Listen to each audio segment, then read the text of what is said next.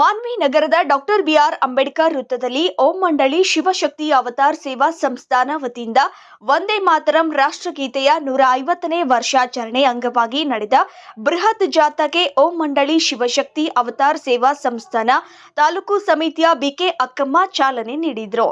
ನಗರದ doctor B R Ambedkar ವೃತ್ತದಿಂದ ಬಸವ ವೃತ್ತದ ಮೂಲಕ ಓಂ ಮಂಡಳಿ ಶಿವಶಕ್ತಿ ಅವತಾರ್ ಸೇವಾ ಸಂಸ್ಥಾನ ಪ್ರಾರ್ಥನಾ ಮಂದಿರದವರೆಗೆ ನೂರಾರು ಜನರು ಭಾರತ ಮಾತೆಯ ಭಾವಚಿತ್ರದ ಮೆರವಣಿಗೆಯೊಂದಿಗೆ ಜಾಥಾ ನಡೆಸಿದರು. ನಂತರ ವೇದಿಕೆ ಕಾರ್ಯಕ್ರಮವನ್ನ ಶಟಸ್ಥಳ ಬ್ರಹ್ಮಿ ಶ್ರೀ ಶಾಂತಮಲ್ಲ ಮಹಾಸ್ವಾಮೀಜಿಗಳು ಕರೆಗುಡ್ಡ ಮಠ ಆಶೀರ್ವಚನ ನೀಡಿ ಮಾತನಾಡಿದ ಅವರು, ವಂದೇ ಮಾತರಂ ರಾಷ್ಟ್ರಗೀತೆಯ 150ನೇ ವರ್ಷಾಚರಣೆ ಅದು ಸ್ವಾತಂತ್ರ್ಯ ಚಳುವಳಿಯಲ್ಲಿ ಸಮಾನತೆಯ ಸಂದೇಶ ಸಾರಿ ಇಡೀ ಭಾರತವನ್ನ ಒಗ್ಗೂಡಿಸಿದ ಏಕತೆಯ ಮಂತ್ರ.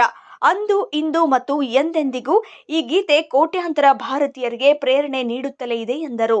ಓಂ ಮಂಡಳಿ ಶಿವಶಕ್ತಿ ಅವತಾರ್ ತಾಲೂಕು ಸಮಿತಿಯ ಸಂಚಾಲಕರು ಬಿಕೆ ಅಕ್ಕಮ್ಮ ಅವರು ಮಾತನಾಡಿ, ನಮ್ಮ ದೇಶಕ್ಕೆ ಸ್ವಾತಂತ್ರ್ಯ ಪೂರ್ವದಲ್ಲಿ ಸ್ವಾತಂತ್ರ್ಯ ಹೋರಾಟಗಾರರಿಗೆ ದೇಶಭಕ್ತರಿಗೆ ಸ್ಫೂರ್ತಿಯಾಗಿದ್ದ ವಂದೇ ಮಾತರಂ ರಾಷ್ಟ್ರಗೀತೆಯನ್ನ ರಚಿಸಿ 150 ವರ್ಷ ತುಂಬಿದೆ. ಓಂ ನಾಮವನ್ನ ಜಪಿಸುವುದರಿಂದ ವ್ಯಕ್ತಿಯು ದೈಹಿಕ ಮತ್ತು ಮಾನಸಿಕ ಶಾಂತಿಯನ್ನ ಪಡೆಯುತ್ತಾನೆ.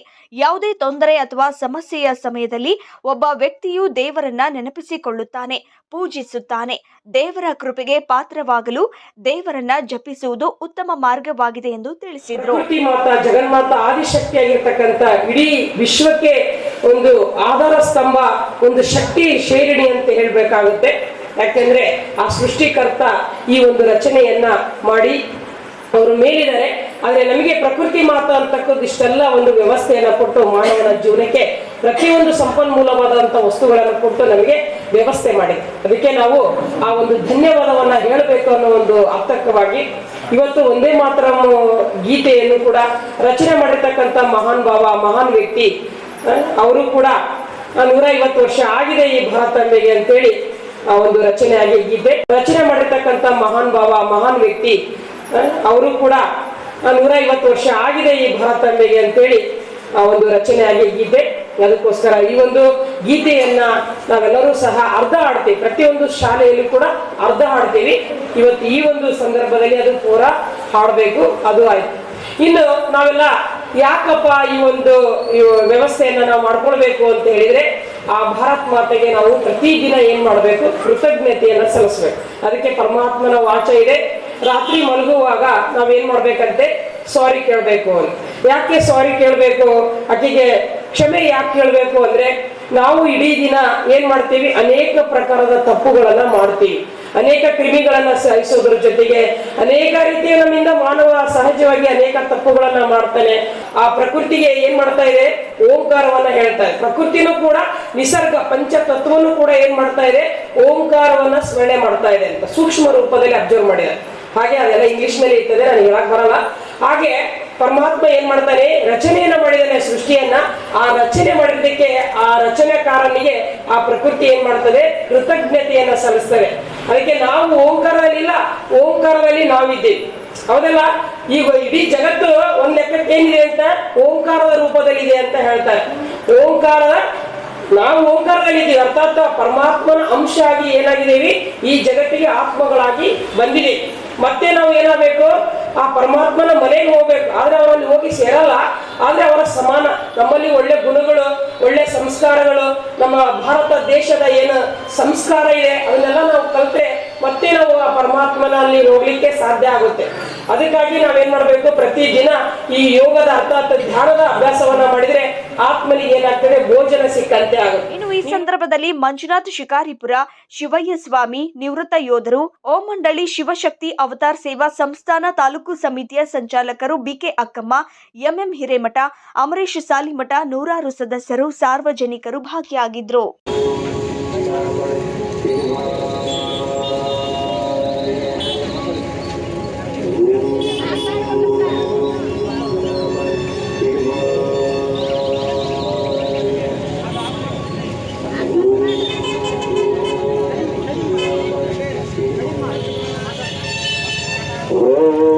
इति स्मरणेनैव ब्रह्मज्ञानं प्रवर्तते, तेनैव मोक्षं सिद्ध्यन्ते, नैवामृतायमश्नुते. ॐ दिव्यध्यानयोगेन राज्यं विजयते ज्ञानेन बलो वैराग्यं पूर्णमेकान्तवासिना नासाग्रे स्थापयेत् दृष्टीन्द्रियच्छेदिन्द्रियाणि च सर्वतो मनावृत्तं ब्रह्मोकारं च चिन्तयेत् ॐ इत्येकाक्षरमिदं ब्रह्मम् आद्यं पूज्यं स्वयं प्रभं साकारं च निराकारं द्वयायै एकात्मने नमः। ॐ ओंकार परब्रह्म ओंकार परमो गुरु ओंकार परमात्मा च ओंकारात्मैव न परः ओंकारस्य पंचकं नित्यया पठेत् श्रद्धायान्विता शक्तिं भक्तिं तथा मुक्तिं सम्प्राप्नोति।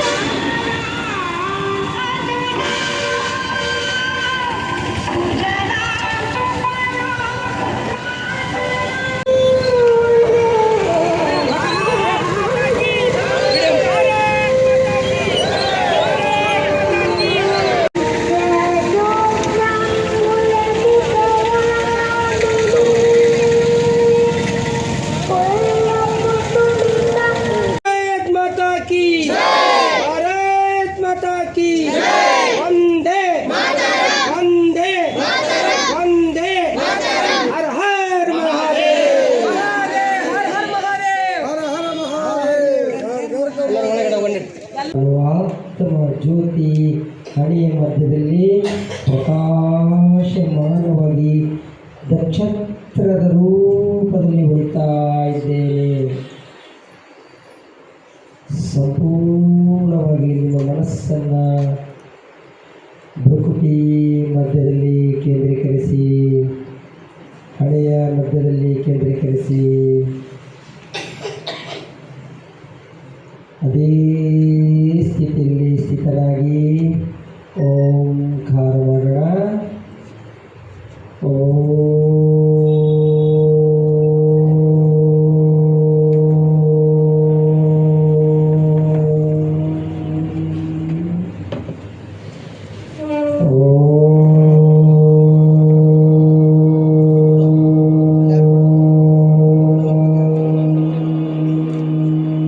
ಈ ಆತ್ಮದ ಬಗ್ಗೆ ಅಭ್ಯಾಸ ಮಾಡಿದ್ವಿ ಅಲ್ವಾ? ಆತ್ಮ ಎಲ್ಲಿದೆ? ಎಲ್ಲಿದೆ? ಹಣೆಯ ಮಧ್ಯದಲ್ಲಿದೆ. ಓಕೆ, ಈ ಆತ್ಮ ಈ ಶರೀರದಲ್ಲಿ ಏನು ಕೆಲಸ ಮಾಡ್ತಾ ಇದೆ? ಏನು ಕೆಲಸ ಮಾಡ್ತಾ ಇದೆ ಶರೀರದಲ್ಲಿ ಆತ್ಮ? ಡ್ರೈವರ್ ಕೇಳ್ಬೇಕು. ಅದು ಹೌದಾ ಅಂತ ಕನ್ಫ್ಯೂಸ್ ಮಾಡ್ಕೋಬೇಕು. 100% ಹೇಳ್ಬೇಕು. ಓಕೆ ನೋಡಿ, ಇದಕ್ಕೆ ಹೇಳ್ತಾರೆ, ಇದಕ್ಕೆ ಹೌದಾ? ಇದಕ್ಕೆ ನಾನು ಆತ್ಮ ಎಲ್ಲ ನನ್ನ ದೇಹ ಅನ್ನೋದು. ಅಯ್ಯೋ ನನ್ನ ಕಿವಿ ನುಚ್ಚೈತಿ, ನನ್ನ ಕಾಲು ನುಚ್ಚೈತಿ, ನನ್ನ ಮೂಗು ನುಚ್ಚೈತಿ ಅಂತ ಹೇಳಿ 2025ಕ್ಕೆ 150 ವರ್ಷಗಳು ತುಂಬುವ ಒಂದು ಸಂದರ್ಭದಲ್ಲಿ ಇಡೀ ದೇಶಾದ್ಯಂತ ರಾಷ್ಟ್ರ ಭಕ್ತರು, ರಾಷ್ಟ್ರ ಪ್ರೇಮಿಗಳು, ದೇಶ ಪ್ರೇಮಿಗಳು ಒಂದು ವಿಜೃಂಭಣೆಯಿಂದ ಈ ಕಾರ್ಯಕ್ರಮವನ್ನು ಮಾಡಬೇಕಾಗಿತ್ತು. ಬಟ್ ನಮ್ಮ ವಿಪರ್ಯಾಸ, ದೇಶಭಕ್ತರ ಸಂಖ್ಯೆ ಭಾಳಷ್ಟು ಕಡಿಮೆ ನಮ್ಮಲ್ಲಿ. ಇಂಥ ಒಳ್ಳೆಯ ಕಾರ್ಯಕ್ರಮಕ್ಕೆ ಕರೆದರೆ ಬರೋರ ಸಂಖ್ಯೆ ಭಾಳಷ್ಟು ವಿರಳ. ಅದು ಯಾವುದೇ ಒಂದು ಎಲ್ಲೋ ಒಂದು ಡ್ಯಾನ್ಸ್ ಇದೆ, ಯಾರೋ ಒಬ್ಬರು ಜೋಕ್ ಮಾಡೋರು ಬರ್ತಾರೆ, ನಗೆ ಅಂದ್ರೆ ಅಲ್ಲೆಲ್ಲ ಗುಂಪು ಕೊಡ್ತಾರೆ ಜನ. ಅಂತಹ ಒಂದು ಪರಿಸ್ಥಿತಿಯಲ್ಲಿ ನಾವು ಇದ್ದೀವಿ. ಆದರೂ ಸಹ ತುಂಬ ಖುಷಿ.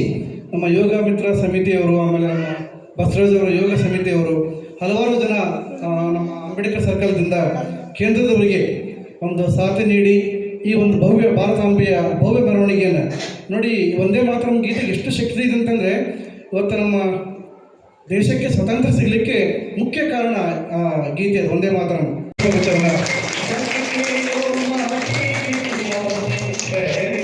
ಪುಷ್ಪಗುಚ್ಛ ನೀಡಿ ಅವರನ್ನು ಆತ್ಮೀಯವಾಗಿ ಬರಮಾಡಿಕೊಡ್ತೀವಿ. ಅದೇ ರೀತಿಯಾಗಿ 17 ವರ್ಷ ಸುದೀರ್ಘವಾಗಿ ಭಾರತ ಮಾತೆಯ ಸೇವೆಯಲ್ಲಿ ಶಿವಯ್ಯ ಸ್ವಾಮಿಯವರಿಗೂ ಸಹ ಪುಷ್ಪದೊಂದಿಗೆ ಮತ್ತು ಗಂಧದೊಂದಿಗೆ ಸ್ವಾಗತವನ್ನು ಕೋರೋಣ. ಅದೇ ರೀತಿಯಾಗಿ ಅಂಬರೀಶ್ ಸಾಲಿಮಠ್ ಇವರನ್ನು ಸಹ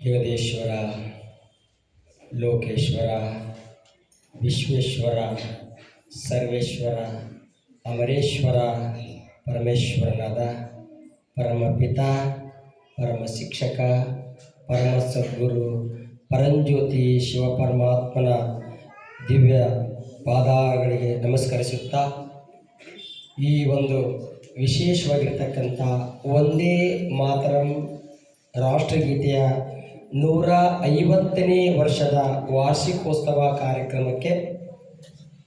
ಕಾರ್ಯಕ್ರಮದ ಉದ್ಘಾಟಕರಾಗಿ ಆಗಮಿಸಿರ್ತಕ್ಕಂಥ ಪೂಜ್ಯ ಶಿವಾಚಾರ್ಯ ಮಹಾಂತಲಿಂಗ ಶಿವಾಚಾರ್ಯ ಮಹಾಸ್ವಾಮಿಗಳಿಗೆ ನಮಸ್ಕರಿಸುತ್ತಾ, ಜೊತೆಗೆ ಈ ಒಂದು ಕಾರ್ಯಕ್ರಮದ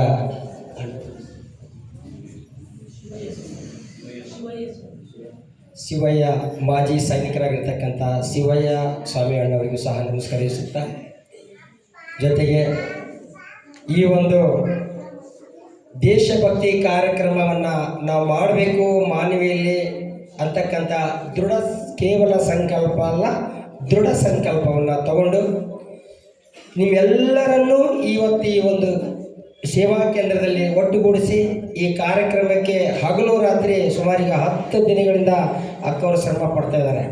ನಿಮಗೆ ಇಷ್ಟೇ ಗೊತ್ತು, ಕಾರ್ಯಕ್ರಮ ಇದೆ ಬರ್ರಿ, ಕಾರ್ಯಕ್ರಮ ಇದೆ ಬರ್ರಿ. ಆದರೆ ಒಂದು ಕಾರ್ಯಕ್ರಮ ಆಗಬೇಕಾದ್ರೆ ಅದ್ರ ಹಿಂದೆ ಎಷ್ಟು ಶ್ರಮ ಇರ್ತದೆ ಅಂತ ಆ ಮಾಡಿದವ್ರಿಗೆ ಗೊತ್ತು.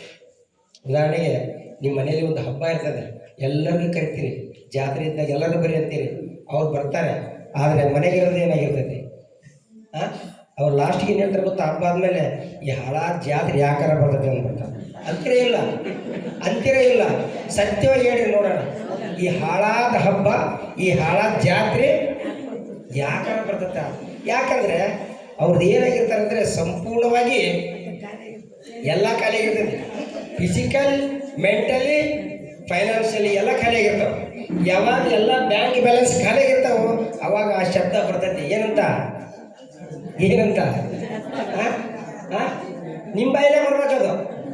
ನಾವು ಹೇಳಿದ್ರೆ ಸರಿ ಅನ್ಸಲ್ಲ, ಯಾಕಂದರೆ ಕಷ್ಟಪಡೋರು ನೀವತ್ತಾನೆ. ನಾವೇನು ಬರ್ತೀವಿ ಗೆಸ್ಟಾಗಿ ಊಟ ಮಾಡೋಕೆ. ಯಾಕೆ ಮಾತಾಡ್ತಾರೆ ಅಂದರೆ ಆ ಕಾರ್ಯಕ್ರಮ ಆಗ್ಬೇಕಾದ್ರೆ ಅವ್ರು ಎಷ್ಟು ಕಷ್ಟಪಟ್ಟರು ಅದನ್ನು ನಾವು ಕಂಡಾರ ನೋಡ್ತಾರೆ. ಇಲ್ಲ ಅದು ವಿಚಾರ ಅಲ್ಲ. ಈ ಒಂದು ಕಾರ್ಯಕ್ರಮ ನಡಿಬೇಕಾದ್ರೆ ಅಕ್ಕವ್ರ ಜೊತೆ ನೀವು ಇದ್ರಿ ಆಯಿತಾ. ಯಾವ ರೀತಿ ಶಾಸ್ತ್ರದಲ್ಲಿ ಬ್ರಹ್ಮನಿಗೆ ಏನು ತೋರಿಸಿದ್ದಾರೆ, ಬಹುಭುಜಗಳನ್ನು ತೋರಿಸಿದ್ದಾರೆ. ಶಕ್ತಿಗೆ, ಆದಿಶಕ್ತಿಗೆ ಎಷ್ಟು ಕೈ ತೋರಿಸಿದ್ದಾರೆ. ಈ 2 ಕೈ ಇದಾವ, ಎಲ್ಲ ಕೈ ಈ ಕಡೆ ಒಂದು 8 ಕೈ, ಈ ಕಡೆ ಒಂದು 8 ಕೈ, 16 ಕೈ ತೋರಿಸಿದಾರಲ್ವ. ಒಂದೊಂದು ಕೈಲಿ ಒಂದು ಅಸ್ತ್ರಶಸ್ತ್ರಗಳನ್ನು ತೋರಿಸಿದ್ದಾರೆ. ಅದು ಯಾರ್ದು ಅಂದರೆ ಅಕ್ಕವರು ಆದಿಶಕ್ತಿ. ಆದರೆ ನೀವೆಲ್ಲ ಯಾರು ನೀವೆಲ್ಲ ಕೈ ಬಲಭುಜಧಾರಿಗಳು ಅಂತ, ಹೌದಾ? ಹಾಗಾದರೆ ಅಕ್ಕವರು ನಿಮ್ಮನ್ನು ನಮ್ಮನ್ನು ಎಲ್ಲರೂ ನೀನು ನೋಡಲು ಒಂದು ದೊಡ್ಡವನಿದ್ದಾನೆ. ಅವನು ಮಹಾವಿಷ್ಣು ಪರಮಾತ್ಮ, ಶಕ್ತಿ, ಸರ್ವಶಕ್ತಿವಂತ ಮಹಾಕಾಲೇಶ್ವರ. ಆದರೂ ಸಹ ನಾವೆಲ್ಲರಿಗೂ ಸಾಕಾರದಲ್ಲಿ ಇರಿ. ಯಾಕೆ ಅಂದರೆ ಒಂದು ಕಾರ್ಯಕ್ರಮವನ್ನು ಇಷ್ಟೆಲ್ಲ ಅಕ್ಕವ್ರು ಕಷ್ಟಪಟ್ಟು ನಮ್ಮ ದೇಶದ ಬಗ್ಗೆ ಒಂದು ಗೌರವವನ್ನು, ಇವತ್ತು ಪ್ರಕೃತಿ ಮಾತೆಗೆ ಒಂದೇ ಮಾತರವನ್ನು ನಾವು ಸಲ್ಲಿಸಬೇಕು ಗೌರವವನ್ನು. ನೋಡಿ, ಇವತ್ತು ಅಣ್ಣವರು ಸಹ ಹೇಳಿದರು, ನಮ್ಮ ಅಣ್ಣವರು ಸಹ ಹೇಳಿದರು, ಒಂದೇ ಮಾತ್ರ ಗೀತೆ ಅವತ್ತು ರಚನೆ ಆಯಿತು. ಆದರೆ ಆ ಗೀತೆ ರಚನೆ ಆಗಿದ್ದು ಹೇಳ್ಬೇಕಂದ್ರೆ ಅದೇ ನಮ್ಮ ರಾಷ್ಟ್ರಗೀತೆ ಆಗುವ ಹಂತಕ್ಕಿತ್ತು. ಆದರೆ ಕೆಲವೊಂದು ಅನ್ಯ ಧರ್ಮಿಗಳ ಕಾರಣದಿಂದ ಆ ರಾಷ್ಟ್ರಗೀತೆ, ಆ ಒಂದೇ ಮಾತ್ರ ರಾಷ್ಟ್ರಗೀತೆ ಆಗಲಿಲ್ಲ. ಯಾಕೆಂದರೆ ಅದು ಮುಂದಿನ ಲೈನಲ್ಲಿದೆ, ತೊಮೆ ಹಿ ದುರ್ಗಾ. ಏನು ಹಾಗೆ ನೋಡಿ, ತೊಮೆ ಹಿ ದುರ್ಗಾ, ತುಮೇ ಮಾತಾಡ್ತಿದಲ್ಲ, ಅದು ನಮ್ಮ ದೇವತೆಗಳನ್ನು, 33 ಕೋಟಿಗೆ ದೇವತೆಗಳಲ್ಲ, ಆ ದೇವತೆಗಳ ಮಹಿಮೆಯನ್ನು ಮಾಡ್ತಾ ಇದೆ. ಆನೆ ಹುಟ್ಟಿಸಿದೆ ಎನ್ನುವುದೆಲ್ಲ ಜಂಭದ ಸುಳ್ಳು, ಎನ್ನುವುದೆಲ್ಲ ಜಂಭದ ಸುಳ್ಳು. ಅಂತ್ಯಕ್ಕೆ ತೋರುವುದು, ಅಂತ್ಯಕ್ಕೆ ತೋರುವುದು ಈ ನುಡಿ ಜೊಳ್ಳು.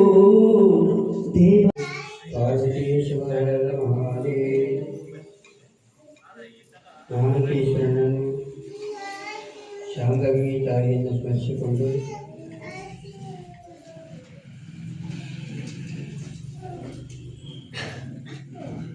ಮಾನವೀಯಲ್ಲಿ ನಡೆಯತಕ್ಕಂಥ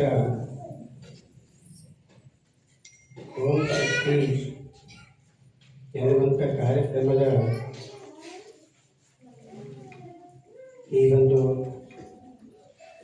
ಅಧ್ಯಕ್ಷ ಸ್ಥಾನವನ್ನು ವಹಿಸಿರ್ತಕ್ಕಂಥ ಶ್ರೀ ಅಕ್ಕಮ್ಮ ತಾಯಿಯವರಲ್ಲಿ ಹಾಗೂ ನಮ್ಮ ಶಿವಯ್ಯ ಸ್ವಾಮಿಗಳಲ್ಲಿ, ಮಂಜುನಾಥ ಶರಣರಲ್ಲಿ ಹಾಗೂ MM ಹಿರೇಮಠ್ ಕುಟುಂಬದವರಲ್ಲಿ ಶರಣರು.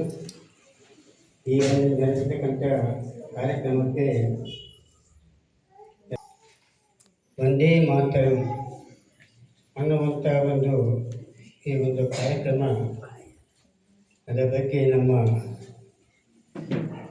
ಅಮರೀಶ್ ಗವಾಯಿಗಳು ಒಂದು ಹಾಡಿನ ಪೂರ್ವಕದಲ್ಲಿ ಅರ್ಥಗರ್ಭಿತವಾಗಿ ವಿವರಿಸಿದ್ದಾರೆ. ಹಾಗೂ ನಮ್ಮ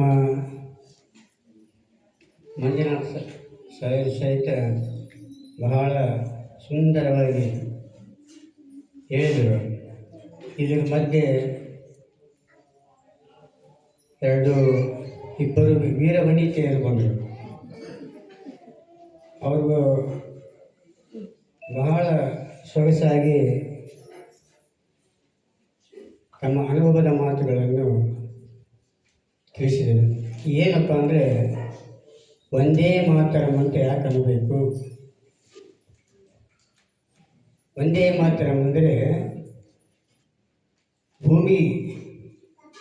ಭೂತಾಯಿನೇ ಒಂದೇ ಮಾತೆ, ಭೂತಾಯಿಗನೇ ಒಂದೇ ಮಾತರಂ ಅಂತ ನಾವು ಕರೆಯೋದು ವಾಡಿಕೆಯೊಳಗೆ ಹಾಡಿನ ರೂಪದಲ್ಲಿ ನಾವೆಲ್ಲ ಅದನ್ನು ಬಳಕೆ ಮಾಡಿಕೊಂಡಿದ್ದೇವೆ. ಇಂದಿನವರು ಬ್ರಿಟಿಷ್ ಕಾಲದಲ್ಲಿ ಆಗಿರ್ಬೋದು, ಅದಕ್ಕಿಂತ ಪೂರ್ವದಲ್ಲಿ ಸಹಿತವಾಗಿ ಎಲ್ಲ ಕಡೆ ಅವತ್ತಿನಿಂದ ಇವತ್ತಿನಿಗೂ ಅಸೂಯೆ ಅಸತ್ಯ ಎಲ್ಲ ಕಡೆ ಇದೆ. ಆವಾಗಲೂ ಸಮಾಧಾನ ಇಲ್ಲ, ಇವಾಗೂ ಸಮಾಧಾನ ಇಲ್ಲ. ಇಷ್ಟೆಲ್ಲ ಸ್ವಾತಂತ್ರ್ಯ ಸಿಕ್ಕತ್ತಂದ್ರೂ ಸಹಿತವಾಗಿ ನಾವೆಲ್ಲರೂ ಸಮಾಧಾನ ಇರಬೇಕಂದ್ರೆ ಏನು ಮಾಡಬೇಕು? ಓಂ ಶಕ್ತಿ ಅಂದರೆ ನಮ್ಮ ಮನಸ್ಸು ಸಮಾಧಾನ ಆಗಬೇಕಂದ್ರೆ 10 ನಿಮಿಷ ನೀವೆಲ್ಲ ದೇವಸ್ಥಾನಕ್ಕೆ ಬರ್ತೀರಿ. ಬಂದು ಕುಂತಾಗ ಆ ದೇವರ ಮುಂದೆ ಕುಂತ್ಕೊಂಡು ಏನು ಮಾಡ್ತೀರಿ? ಧ್ಯಾನ ಮಾಡ್ತೀರಿ. ನಮ್ಮ ಮನೆತನ ಸರಿಯಾಗಿರಬೇಕು, ನಮ್ಮ ಮನೆತನ ಅಭಿವೃದ್ಧಿ ಆಗಬೇಕು, ನನ್ನ ಮಕ್ಕಳ ನೌಕರಿ ಆಗಬೇಕು, ನನ್ನ ಮಕ್ಕಳ ಮದುವೆ ಆಗಬೇಕು, ಅಥವಾ ಏನೋ ಒಂದು ನಮ್ಮ ಮನುಷ್ಯನ ಬಯಕೆಯನ್ನು ನಾವು ಯಾವ ಥರ ದೃಢ ಮನಸ್ಸಿನಿಂದ ನಾವು ದೇವರ ಮೇಲೆ ಭಾರ ಹಾಕ್ತೀವಲ್ಲ, ಅದು ಪರಿಹಾರ. ಅದಕ್ಕೆ ಓಂ ಶಕ್ತಿ ಅಂದ್ರೇನು? ನಮ್ಮ ಮನಸ್ಸು ಅಭಿವೃದ್ಧಿ ಆಗೋದಕ್ಕೋಸ್ಕರನೇ ಈ ಒಂದು ಓಂ ಶಕ್ತಿ ಅಂತಕ್ಕಂಥ ಕಾರ್ಯಕ್ರಮ. ಇದು ಬಹುಶಃ ಮೊನ್ನೆ ನಾವು ಹೋಗಿದ್ವಿ, ಯಾವಪ್ಪ, ರಾಮೇಶ್ವರಕ್ಕೆ ಹೋಗಿದ್ವಿ. ರಾಮೇಶ್ವರದಿಂದ ಬರೋ ಮುಂದೆ ಕೊಯಂಬತ್ತೂರಲ್ಲಿ ಅಲ್ಲಿಂದ ಕೂಡ ಅಲ್ಲಿಂದ ಒಂದು ಓಂ ಶಕ್ತಿಕ್ಕಂಥ ಒಂದು ಧ್ಯಾನ ಮಂದಿರಗಳು ಅಲ್ಲೆಲ್ಲೇ ನಿಂತು ನಾವಾಗ ನೋಡ್ಕೊಂತ ಹೊಂಟ್ವಿ. ಆ ಸಿಬ್ಬಂದಿಯವ್ರು ಬಿಡಲಿಲ್ಲ ನಮ್ಮನ್ನು. ನೀವು ಬರಬೇಕ್ರಿ, ಕುಂದಿರ್ಬೇಕಂದ್ರು. ಇಲ್ಲಪ್ಪ ನಾವು ಟೂರ್ ಬಂದ್ವಿ, ಕುಂದ್ರಕ್ಕಾಗಲ್ಲ. ನೋಡು, ನಮ್ಮ ಮನಸ್ಸಿಗೆ ಸಮಾಧಾನ ಇಲ್ಲ, ಹೋಗ್ಬೇಕು ಆದರೆ ಅವ್ರು ಬಿಡಲಿಲ್ಲ. ಇಲ್ಲ ನೋಡ್ಕೊಂಡು ಹೋಗ್ತು ಬನ್ನಿ. ಮ್ಯಾಗ ಇದೇ ಕೆಲಸ ಇತ್ತು. ಕುಂದಿಸಿರು 10 ನಿಮಿಷ ಕುಂದಿರಿಸಿ ಎಲ್ಲರಿಗೂ ಒಂದು ಏನಂದರೆ ಮನಸ್ಸಿಗೆ ಸಮಾಧಾನ ಆಗಬೇಕಪ್ಪ ಅಂತಂದರೆ ನಮ್ಮ ಮನಸ್ಸು ಶಾಂತಿ ಇರಬೇಕು. ನಮ್ಮಲ್ಲಿ ಯಾವುದು ಜಂಜಾಟ ಇಲ್ಲ ಹೇಳ್ರಿ. ಮನೆ ಪ್ರಪಂಚದ ಜಂಜಾಟ, ಅನೇಕ ಜಂಜಾಟಗಳು ಇದ್ದೇ ಇರ್ತಾವೆ. ಅವತ್ತಿನ ಕಾಲಮಾನ ಶಾಂತಿ ಇತ್ತು, ಸಮಾಧಾನ ಇತ್ತು. ಇವತ್ತಿಲ್ಲ ಅನ್ನೋದಕ್ಕೆ ಏನು ಕಾರಣಕ್ಕೆ ಅಂದರೆ ನಮ್ಮ ಬುದ್ಧಿ ಬೆಳವಣಿಗೆ. ಆ ಬುದ್ಧಿ ಬೆಳವಣಿಗೆ ಇದ್ದರೂ ಸಹಿತ ನಾವೆಲ್ಲರೂ ಸಮಾಧಾನ ಶಾಂತಿ ಕಡೆ ಇರಬೇಕನ್ನುವಂಥದ್ದು ಇವತ್ತು ಅದೇ ಹೇಳಿದ್ರು ನಮ್ಮ ಸರ್. ಈ 106 ವರ್ಷಗಳಿಂದ ಆಕಾಶವಾಣಿ, ಧಾರವಾಡ ಆಕಾಶವಾಣಿಯವರು ಫಸ್ಟಿಗೆ ಬೆಳಗ್ಗೆ 6 ಗಂಟೆ ಆದ ತಕ್ಷಣ ಅದೇ ಗೀತೆ ಬರ್ತಿತ್ತು, ಒಂದೇ ಮಾತರಂ ಅಂತಕ್ಕಂಥದ್ದು. ಅದಕ್ಕೆ ಕೇಳಿದ ನಂತರ ಮುಂದೆ ಎಲ್ಲವೂ ಕೂಡ ಆಗ್ತಿದ್ರು. ಹಾಗೆ ನಮ್ಮ ಬೆಳೆಗಟ್ಟಿಗಳಿಗೆ ಭೂತೆಯನ್ನು, ನಮ್ಮ ಎತ್ತ ತಂದೆ ತಾಯಿಗಳನ್ನು, ನಮ್ಮ ಮನೆ ದೇವರುಗಳನ್ನು ನೆನೆಸಿಕೊಂಡು ಮಾತ್ರ ಗುರು ಬ್ರಹ್ಮ, ಗುರು ವಿಷ್ಣು, ಗುರುದೇವೋ ಮಹೇಶ್ವರ, ಗುರು ಸಾಕ್ಷಾತ್ ಪರಬ್ರಹ್ಮ ತಸ್ಮೈ ಶ್ರೀ ಗುರುವೇ ನಮಃ. ವಿಶ್ವದ ರಕ್ಷಕನಾದಂತಹ, ವಿಶ್ವಕ್ಕೆ ಒಡೆಯನಾದಂತಹ ಆ ಜಗದೀಶ್ವರ ಪರಮಾತ್ಮನ ವಿಸ್ಮೃತಿಯೊಂದಿಗೆ ಈ ಒಂದು ಕಾರ್ಯಕ್ರಮಕ್ಕೆ ಆ ಪರಮಾತ್ಮನಿಗೆ ಕೋಟಿ ಕೋಟಿ ಧನ್ಯವಾದ ಹೇಳಬೇಕು ನಾವು. ಅದಕ್ಕೆ ಈ ಒಂದು ಕಾರ್ಯಕ್ರಮಕ್ಕೆ ಪರಮಾತ್ಮನು ಕೂಡ ಆಗಮಿಸಿದ್ದಾರೆ, ನಮ್ಮ ಜೊತೆಗೆ ಅವರು ಇದ್ದಾರೆ, ಅವರು ಕಾರ್ಯಕ್ರಮವನ್ನು ನಡೆಸಿಕೊಡ್ತಾ ಇದ್ದಾರೆ. ನಮ್ಮೆಲ್ಲರ ಕಡೆಯಿಂದ ಅವ್ರಿಗೂ ಕೂಡ ಧನ್ಯವಾದ. ಓಂ ನಮಃ ಶಿವಾಯ. ಈ ಒಂದು ಕಾರ್ಯಕ್ರಮವನ್ನು ಮಾಡುವ ಉದ್ದೇಶ ಏನಪ್ಪ ಅಂದರೆ, ನಾವೆಲ್ಲ ಭಾರತ ದೇಶದಲ್ಲಿ ಇದ್ದೀವಿ. ಭಾರತ ದೇಶದ ಮಣ್ಣನ್ನು, ಭಾರತ ದೇಶದ ನೀರನ್ನು, ಭಾರತ ದೇಶದ ಗಾಳಿಯನ್ನು ಎಲ್ಲವನ್ನೂ ನಾವು ಸೇವನೆ ಮಾಡ್ತಾ ಇದ್ದೀವಿ. ಆದರೂ ಸಹ ನಮಗೆ ಭಾರತದ ಸಂಸ್ಕೃತಿ, ಭಾರತದ ಸಭ್ಯತೆ, ಭಾರತದ ಒಂದು ಸಂಸ್ಕಾರ ಏನು ಅನ್ನೋದನ್ನು ಏನು ಮಾಡ್ತಾ ಇದ್ದೀವಿ, ನಾವೆಲ್ಲ ಮರಿತಾ ಇದ್ದೀವಿ. ಅದಕ್ಕೋಸ್ಕರವಾಗಿ ನಾವು ದಿನನಿತ್ಯ ಇರೋದು ತಾಯಿಯ ಮಡಿಲಿನಲ್ಲಿ, ದಿನನಿತ್ಯ ಜೀವಿಸೋದು ಅವಳ ಮಡಿಲಿನಲ್ಲಿ, ದಿನ ಉಸಿರಾಡ್ತಾ ಇರೋದು ಅವಳ ಮಡಿಲಿನಲ್ಲಿ. ಆದರೆ ಆ ತಾಯಿಯ ಒಂದು ನೆನಪು ನಮಗೆ ಮರೆತು ಹೋಗ್ತಾ ಇದೆ. ಇವತ್ತು ವಿಜ್ಞಾನದ ಒಂದು ಶಕ್ತಿ ಬಂದು ಎಲ್ಲ ಸಂಬಂಧಗಳನ್ನು ಹಾಳು ಮಾಡ್ತಾ ಇದೆ ಅಂತ ಹೇಳಿ ನಾವು ಈ ಸಂದರ್ಭದಲ್ಲಿ ಹೇಳಲಿಕ್ಕೆ ಇಷ್ಟಪಡ್ತೇವೆ. ಅದಕ್ಕೋಸ್ಕರವಾಗಿ ಆ ಭಾರತಾಂಬೆ, ಪ್ರಕೃತಿ ಮಾತಾ, ಜಗನ್ಮಾತಾ, ಆದಿಶಕ್ತಿಯಾಗಿರ್ತಕ್ಕಂಥ ಇಡೀ ವಿಶ್ವಕ್ಕೆ ಒಂದು ಆಧಾರ ಸ್ತಂಭ, ಒಂದು ಶಕ್ತಿ ಶೇರಿಣಿ ಅಂತ ಹೇಳಬೇಕಾಗುತ್ತೆ. ಯಾಕೆಂದರೆ ಆ ಸೃಷ್ಟಿಕರ್ತ ಈ ಒಂದು ರಚನೆಯನ್ನು ಮಾಡಿ ಅವರು ಮೇಲಿದ್ದಾರೆ. ಆದರೆ ನಮಗೆ ಪ್ರಕೃತಿ ಮಾತಾ ಅಂತಕ್ಕಂಥ ಇಷ್ಟೆಲ್ಲ ಒಂದು ವ್ಯವಸ್ಥೆಯನ್ನು ಕೊಟ್ಟು ಮಾನವನ ಜೀವನಕ್ಕೆ ಪ್ರತಿಯೊಂದು ಸಂಪನ್ಮೂಲವಾದಂಥ ವಸ್ತುಗಳನ್ನು ಕೊಟ್ಟು ನಮಗೆ ವ್ಯವಸ್ಥೆ ಮಾಡಿದೆ. ಅದಕ್ಕೆ ನಾವು ಆ ಒಂದು ಧನ್ಯವಾದವನ್ನು ಹೇಳಬೇಕು ಅನ್ನೋ ಒಂದು ಅರ್ಥಕವಾಗಿ ಇವತ್ತು ಒಂದೇ ಮಾತ್ರ ಗೀತೆಯನ್ನು ಕೂಡ ರಚನೆ ಮಾಡಿರ್ತಕ್ಕಂಥ ಮಹಾನ್ ಭಾವ, ಮಹಾನ್ ವ್ಯಕ್ತಿ, ಅವರು ಕೂಡ 150 ವರ್ಷ ಆಗಿದೆ ಈ ಭಾರತಾಂಬೆಗೆ ಅಂಥೇಳಿ ಆ ಒಂದು ರಚನೆಯಾಗಿ ಗೀತೆ. ಅದಕ್ಕೋಸ್ಕರ ಈ ಒಂದು ಗೀತೆಯನ್ನು ನಾವೆಲ್ಲರೂ ಸಹ ಅರ್ಧ ಹಾಡ್ತೀವಿ. ಪ್ರತಿಯೊಂದು ಶಾಲೆಯಲ್ಲೂ ಕೂಡ ಅರ್ಧ ಹಾಡ್ತೀವಿ. ಇವತ್ತು ಈ ಒಂದು ಸಂದರ್ಭದಲ್ಲಿ ಅದು ಪೂರ ಹಾಡಬೇಕು, ಅದು ಆಯಿತು. ಇನ್ನು ನಾವೆಲ್ಲ ಯಾಕಪ್ಪ ಈ ಒಂದು ವ್ಯವಸ್ಥೆಯನ್ನು ನಾವು ಮಾಡ್ಕೊಳ್ಬೇಕು ಅಂತ ಹೇಳಿದರೆ, ಆ ಭಾರತ್ ಮಾತೆಗೆ ನಾವು ಪ್ರತಿದಿನ ಏನು ಮಾಡಬೇಕು, ಕೃತಜ್ಞತೆಯನ್ನು ಸಲ್ಲಿಸಬೇಕು. ಅದಕ್ಕೆ ಪರಮಾತ್ಮನ ವಾಚ ಇದೆ, ರಾತ್ರಿ ಮಲಗುವಾಗ ನಾವೇನು ಮಾಡಬೇಕಂತೆ, ಸಾರಿ ಕೇಳಬೇಕು ಅಂತ. ಯಾಕೆ ಸಾರಿ ಕೇಳಬೇಕು, ಆಕೆಗೆ ಕ್ಷಮೆ ಯಾಕೆ ಕೇಳಬೇಕು ಅಂದರೆ, ನಾವು ಇಡೀ ದಿನ ಏನು ಮಾಡ್ತೀವಿ, ಅನೇಕ ಪ್ರಕಾರದ ತಪ್ಪುಗಳನ್ನು ಮಾಡ್ತೀವಿ. ಅನೇಕ ಕ್ರಿಮಿಗಳನ್ನು ಸಾಯಿಸೋದ್ರ ಜೊತೆಗೆ ಅನೇಕ ರೀತಿಯ ನಮ್ಮಿಂದ ಮಾನವ ಸಹಜವಾಗಿ ಅನೇಕ ತಪ್ಪುಗಳನ್ನು ಮಾಡ್ತಾನೆ. ಆ ತಪ್ಪುಗಳನ್ನು ಕ್ಷಮೆ ಮಾಡು ತಾಯಿ ನನ್ನನ್ನು ಅಂತ ಹೇಳಿ ನಾವು ರಾತ್ರಿ ಏನು ಮಾಡಬೇಕು, ಕ್ಷಮೆ ಕೇಳಿ ಮಲಗಬೇಕು.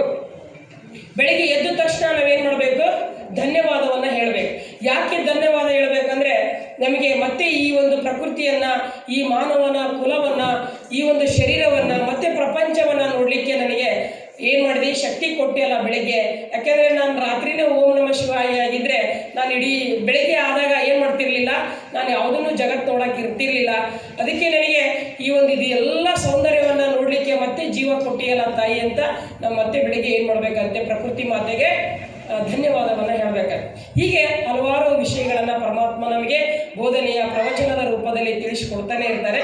ಹಾಗಾಗಿ ನಾವು ಪ್ರತಿದಿನ ಏನು ಮಾಡಬೇಕು, ಈ ಪ್ರಕೃತಿಯಲ್ಲಿ ಹುಟ್ಟಿದ್ದೀವಿ ಅಂದಮೇಲೆ ಆ ಪರಮಾತ್ಮನಿಗೂ ಮತ್ತು ಪ್ರಕೃತಿಗೂ ನಾವು ಕೃತಜ್ಞತೆಯನ್ನು ಸಲ್ಲಿಸಬೇಕು. ಅಂದರೆ ಏನು ಮಾಡಲಿಕ್ಕೆ ಸಾಧ್ಯ ಇದೆ, ನಾವು ಏನು ಕೊಡ್ತೀವಿ ನಾವು ದೇವರಿಗೆ, ಪರಮಾತ್ಮನಿಗೆ ಏನು ಕೊಡ್ಲಿಕ್ಕೆ ಸಾಧ್ಯ ಇದೆ? ನಿಮ್ಮ ಹೊಲ ಮನಿ ಆಸ್ತಿ ಅಂತಸ್ತನ್ನು ದೇವರು ಏನಾದರೂ ತೊಗೊಳಕ್ಕೆ ಸಾಧ್ಯ ಇದೆನಾ? ಅವನು ಅನ್ನದಾತ, ಭಾಗ್ಯವಿದಾತ, ವಿಧಾತ. ಅವನು ಕೊಡುವ ಕೆಲಸವನ್ನು ಮಾಡ್ತಾನೆ, ತಗೊಳ್ಳುವ ಕೆಲಸವನ್ನು ಮಾಡಲ್ಲ.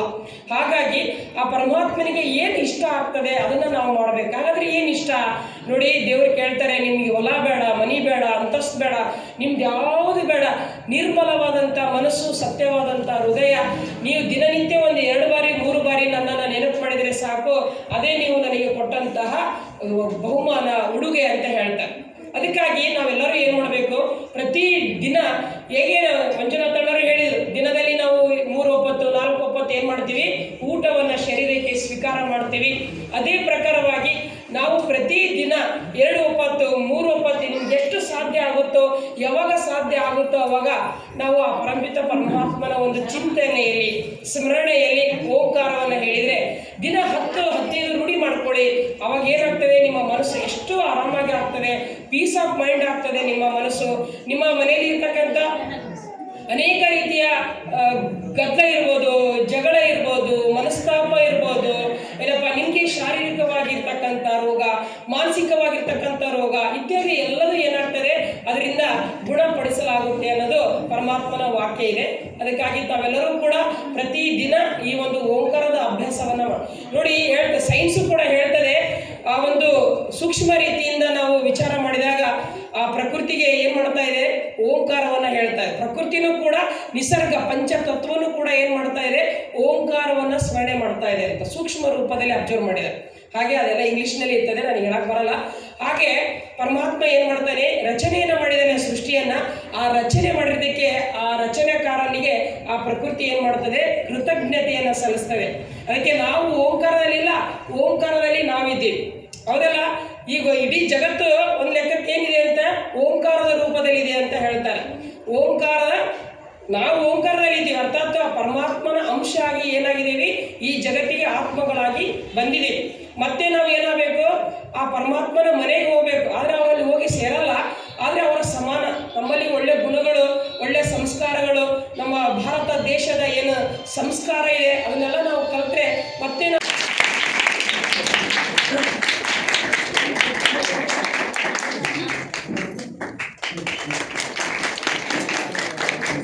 ನೀರ ಕಂಡಲ್ಲಿ ಮುಳುಗುವವರಯ್ಯ, ನೀರ ಕಂಡಲ್ಲಿ ಮುಳುಗುವವರಯ್ಯ, ಮರವ ಕಂಡಲ್ಲಿ ಸುತ್ತುವರಯ್ಯ, ಮರವ ಕಂಡಲ್ಲಿ ಸುತ್ತುವರಯ್ಯ, ಬತ್ತುವ ಜಲವ ಒಣಗುವ ಮರವ ಮೆಚ್ಚಿದವರು ನಿಮ್ಮ ನೆತ್ತ ಬಲ್ಲರು ಕೂಡಲ ಸಂಗಮ ದೇವ.